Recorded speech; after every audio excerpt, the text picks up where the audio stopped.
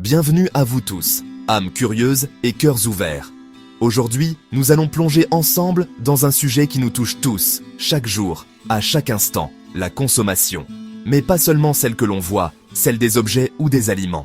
Nous allons explorer ces dimensions cachées, ces lois subtiles qui régissent notre équilibre intérieur et notre connexion au monde. Avez-vous déjà ressenti ce poids invisible, cette fatigue inexpliquée, ou ce sentiment que quelque chose vous échappe malgré tous vos efforts? C'est souvent là que se cachent les secrets de la consommation, bien au-delà de ce que l'on imagine. Il est essentiel de comprendre que tout ce que tu consommes laisse une empreinte. Rien n'est jamais gratuit sur le plan invisible. Chaque choix, chaque interaction, chaque pensée que nous accueillons en nous est une forme de consommation. Et comme une pierre jetée dans l'eau, elle crée des ondes, des répercussions. Ignorer cela, c'est naviguer à l'aveugle dans l'océan de la vie, s'exposant à des courants insoupçonnés qui peuvent nous déséquilibrer ou nous alourdir. C'est une invitation à ouvrir les yeux sur ces échanges subtils, à prendre conscience de ce que nous donnons et recevons réellement à chaque instant. Car, voyez-vous, la loi de la consommation est une loi d'équilibre, de nature, de vie et de spiritualité. Elle ne se limite pas à nos transactions financières, elle est inscrite dans le tissu même de l'univers. C'est une danse constante entre prendre et donner, recevoir et restituer. En comprenant ces mécanismes profonds, nous ne faisons pas que gérer nos ressources matérielles. Nous apprenons à gérer notre énergie vitale, à cultiver notre jardin intérieur et à marcher avec plus de conscience et d'harmonie sur notre chemin spirituel.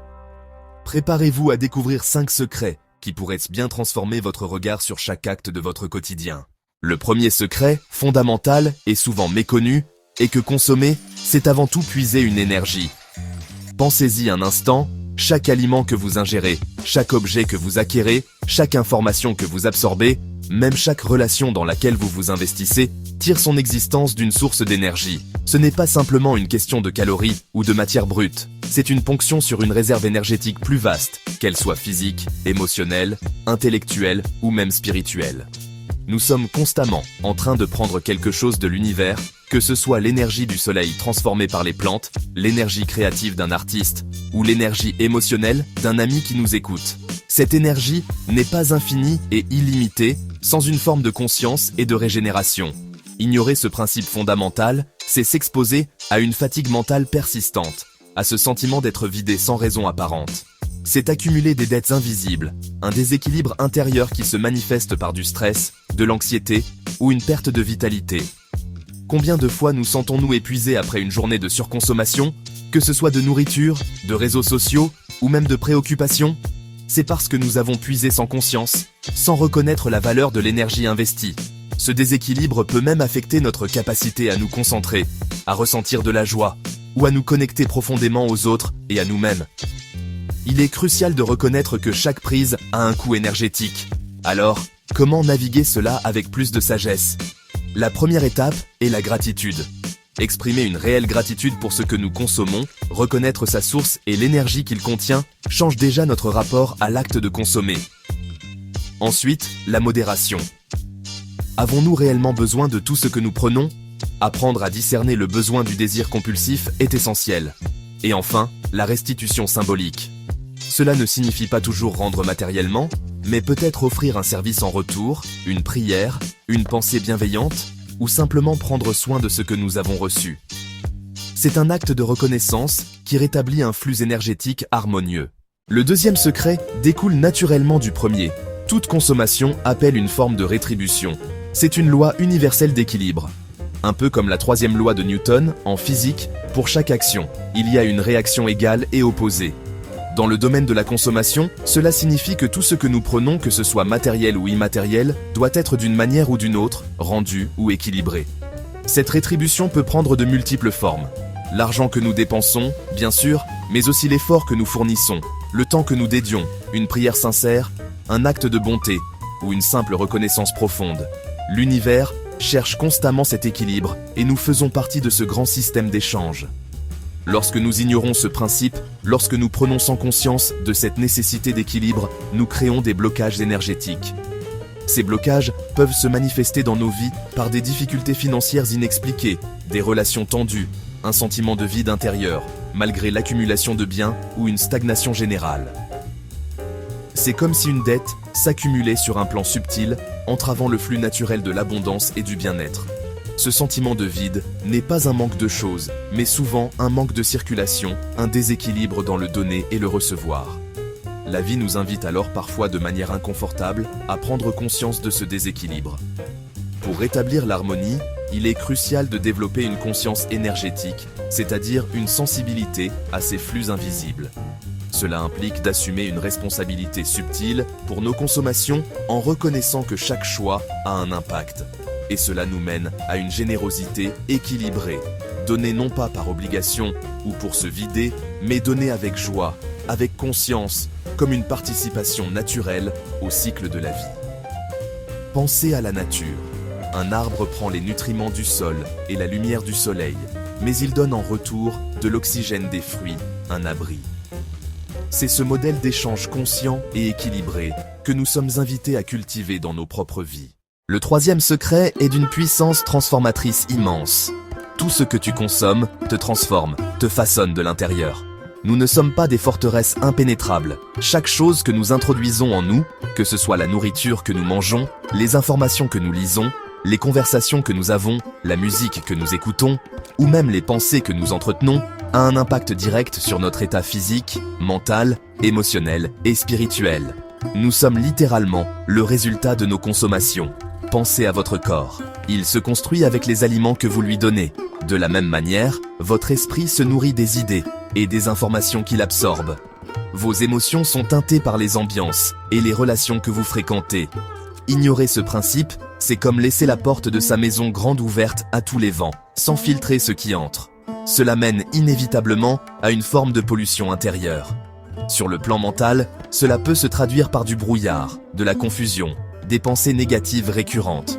Sur le plan émotionnel, par de l'irritabilité, de l'anxiété, ou une incapacité à ressentir une joie profonde et stable. Physiquement, cela peut entraîner une baisse d'énergie, des maladies, un mal-être diffus. Cette désharmonie intérieure nous coupe de notre véritable essence, de notre sagesse innée, et nous rend plus vulnérables aux influences extérieures négatives. Nous devenons alors le reflet de ce chaos extérieur que nous avons laissé pénétrer. La clé ici est de cultiver une véritable hygiène intérieure, tout comme nous prenons soin de notre hygiène corporelle. Cela commence par une écoute attentive de son corps et de son intuition. Qu'est-ce qui me nourrit véritablement ? Qu'est-ce qui me draine ou me pollue ? Apprendre à dire non à ce qui ne nous sert pas est un acte d'amour envers soi. Cela mène naturellement à une simplicité choisie. Préférer la qualité à la quantité. Choisir consciemment ce qui élève notre vibration plutôt que ce qui l'abaisse. C'est sélectionner avec soin les aliments de notre âme pour qu'elle puisse s'épanouir dans la clarté et la lumière. Le quatrième secret nous emmène encore plus profondément dans la compréhension des conséquences de nos choix. Chaque acte de consommation laisse une empreinte invisible. Imaginez que chacune de vos actions, chaque objet acquis, chaque relation nouée, dépose une fine couche d'énergie, une trace subtile dans votre champ énergétique personnel et, parfois, dans le champ collectif. Cette empreinte peut être karmique, c'est-à-dire liée à la loi de cause à effet. Elle peut être énergétique, modifiant votre vibration personnelle, ou elle peut être émotionnelle, laissant des résidus de joie, de tristesse, de peur ou d'amour. Ces empreintes ne sont pas toujours immédiatement perceptibles, mais elles s'accumulent et influencent notre parcours. Ce qui est encore plus fascinant, et parfois troublant, c'est que ces empreintes peuvent être transgénérationnelles. Des schémas de consommation, des dettes énergétiques ou des charges émotionnelles non résolues peuvent se transmettre de génération en génération, influençant nos propres comportements, nos attirances et nos défis de vie sans que nous en ayons conscience. Ignorer cela, c'est risquer de reproduire inconsciemment des schémas limitants hérités de nos ancêtres, ou de porter des fardeaux qui ne nous appartiennent pas originellement. C'est ainsi que se créent et se perpétuent les dettes invisibles, ces poids que nous sentons sans pouvoir les nommer. Face à cela, il est essentiel de cultiver une lucidité éthique, s'interroger sur l'origine de ce que nous consommons, sur son impact sur les autres et sur la planète, sur les conditions dans lesquelles il a été produit. Développer une responsabilité énergétique, c'est prendre conscience que nos choix ont des conséquences vibratoires. Et enfin, s'engager dans un nettoyage spirituel régulier. Cela peut prendre la forme de méditation, de rituels de purification, de travail sur soi pour libérer les mémoires anciennes, ou de pratiques visant à élever notre fréquence vibratoire. C'est un acte de libération pour soi et, potentiellement, pour s'aligner. Le cinquième et dernier secret que je souhaite partager avec vous aujourd'hui est peut-être le plus crucial pour notre épanouissement personnel. Consommer sans conscience mène à la perte de soi. Lorsque nos actes de consommation deviennent compulsifs, automatiques, dictés par des impulsions extérieures ou un vide intérieur que nous cherchons désespérément à combler, nous nous éloignons de notre véritable identité. La consommation devient alors un substitut à l'être. Nous cherchons à avoir plus d'objets, plus d'expériences, plus de reconnaissance, dans l'espoir que cela définira qui nous sommes. Mais c'est une illusion, un piège qui nous enferme dans un cycle sans fin de désirs insatiables. Ignorer ce principe a des conséquences profondes. Nous construisons une identité superficielle, basée sur des apparences, des possessions, des statuts sociaux, plutôt que sur nos valeurs profondes, nos talents uniques, notre connexion à notre âme. Cette identité d'emprunt est fragile, constamment menacée par la perte ou le changement. Elle nous coupe de notre guide intérieur, de notre intuition, de cette source de sagesse et d'amour qui réside en chacun de nous. Nous pouvons nous sentir perdus, anxieux, déconnectés, même au milieu de l'abondance matérielle, car ce qui manque est la connexion à notre essence véritable, à notre soi authentique. L'invitation ici est donc de cultiver la présence intérieure. C'est être pleinement conscient au moment de consommer, se demander « Est-ce que cela nourrit mon âme ou simplement mon ego ?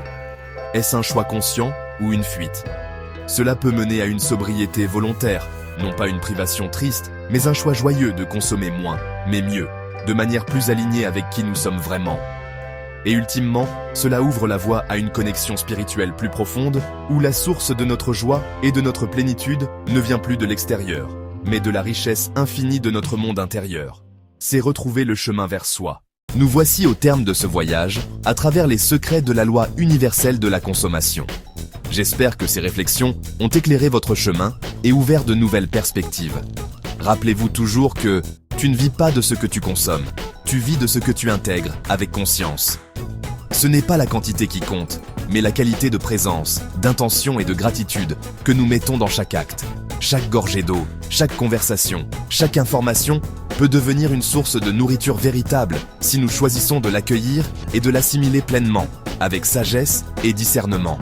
En vérité, la vraie abondance ne vient pas de ce que tu reçois, mais de ce que tu honores, de ce que tu rends et de la qualité vibratoire avec laquelle tu consommes. C'est un changement de paradigme, passer d'une quête extérieure effrénée à une culture intérieure de respect, de gratitude et d'échanges équilibrés. L'abondance est un état d'être, une reconnaissance de la richesse déjà présente en nous et autour de nous, et une participation active à la circulation de cette énergie de vie. C'est savoir que nous sommes soutenus lorsque nous vivons en alignement avec ces lois universelles. Si cette vidéo a touché quelque chose en toi, ne laisse pas ce moment passer. Like, abonne-toi et partage cette lumière. Chaque geste compte pour élever la conscience autour de nous. Ensemble, nous pouvons créer une vague de consommation plus consciente, plus respectueuse, plus aimante. Merci de votre présence, de votre écoute et de votre engagement à devenir des consommateurs plus éclairés pour votre propre bien-être et celui du monde qui nous entoure. Continuez à chercher, à grandir et à rayonner votre lumière unique.